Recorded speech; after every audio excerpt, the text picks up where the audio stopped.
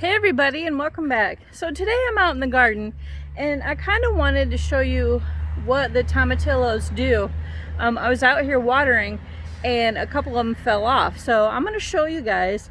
A lot of people, like me, this is my first year growing and I'm really excited to share these with you. So the tomatillos, what's really funny, it's kind of a funky plant because first they get like a balloon on the outer side, and then inside of that little balloon is actually your tomatillo. So let me show you. So this is what they look like when they're mature, and they just fall off. They turn yellow. And so the balloon actually encases the tomato, and it falls off, turns yellow, and that's it. But this one fell off, and it's kind of funky because the balloon, see how the balloon did not encase the tomato all the way. But if I pull it open, see how it's a little green tomato on the inside of that balloon. Isn't it the strangest thing? I'm just fascinated with these plants this year. And what's really great about the plants is that they have tons and tons of tomatillos on them. Yeah, and when you peel this back, it gets kind of sticky. Yeah, it's sticky. I don't know why. It just is.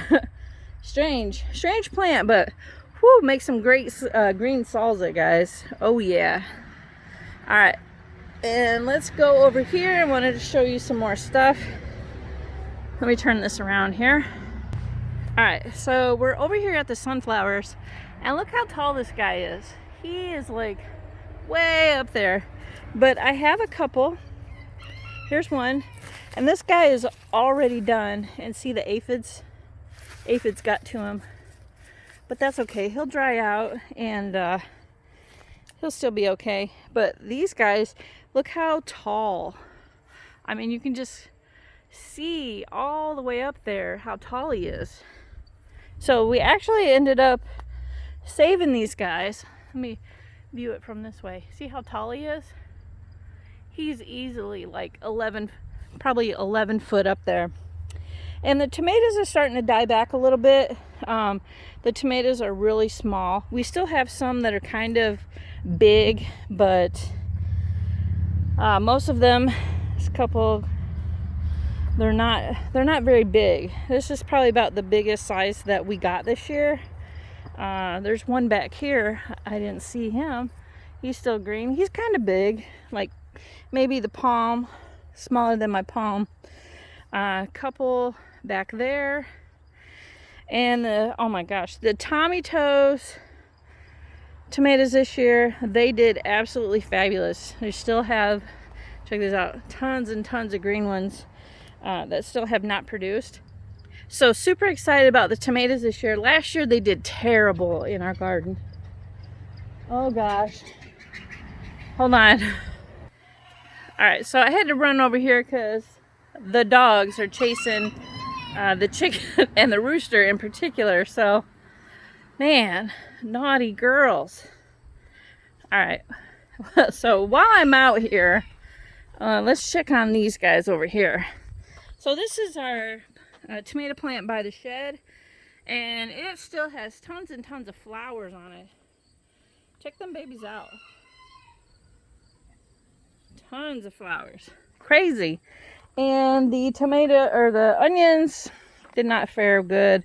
Something got in them and like just ate them, smushed them around. So yeah, it's not good. But my asparagus, some of my asparagus still made it. So what we're thinking next year is to fence more garden in. And I'm going to turn this around so you guys can see what our idea is.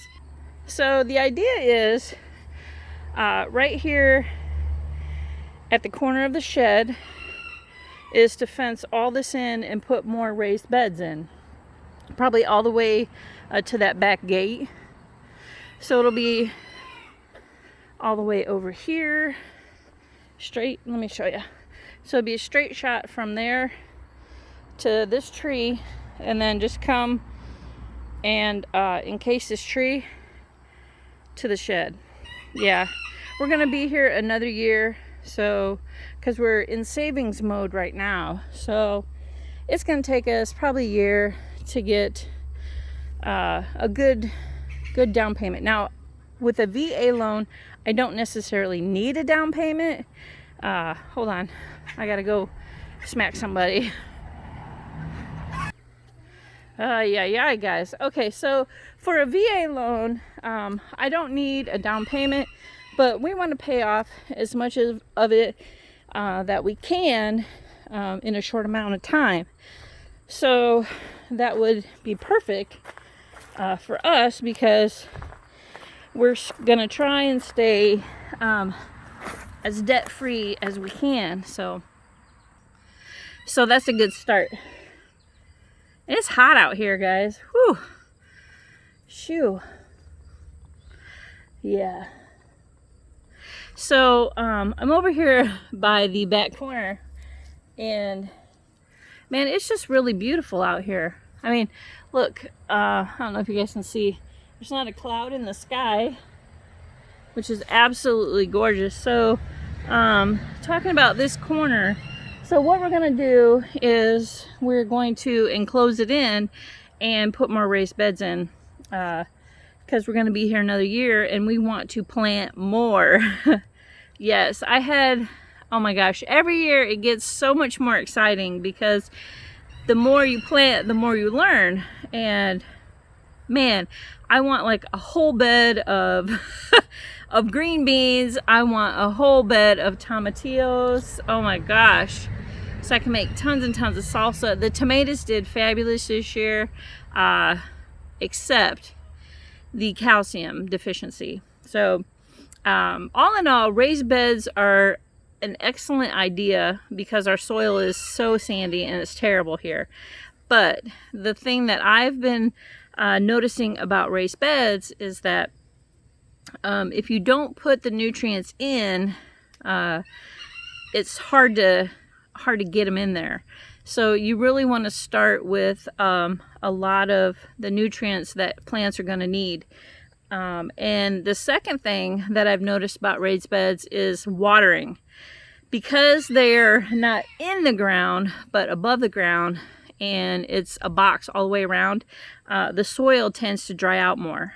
So if you keep them watered, and like ours is partially sunny and partially shade, so in the morning the back half of the garden gets sun, and then in the afternoon then the front half gets sun. So it gets sun all the way around, just not all at the same time. So that does help with water, so it doesn't completely dry out. But that is one, the two things that I have noticed about raised beds is that the nutrients and the watering, they tend to dry out more because they are air all the way around, because they're raised. But absolutely love our raised beds. And I'm finding that the more I make, the more I want more of them, and I want to plant so much more. It is so much, like, so exciting when you start expanding what you're growing, you know, to experiment with tons of things. And because we live in zone 5, I think it's 5B, it's very, very cold in the wintertime. So that actually shortens our growing season. But you can extend your growing season by putting like a hoop house over your raised beds, and it does work.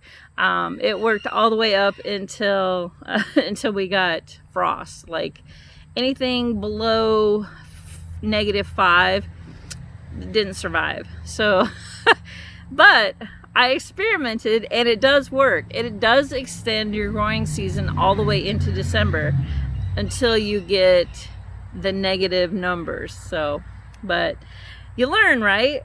And that's what gardening is all about. And guys, I urge you to try all sorts of new things. One year we planted in the ground. We did experiment.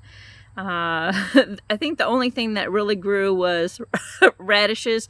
Oh, and our Brussels sprouts did fabulous that year.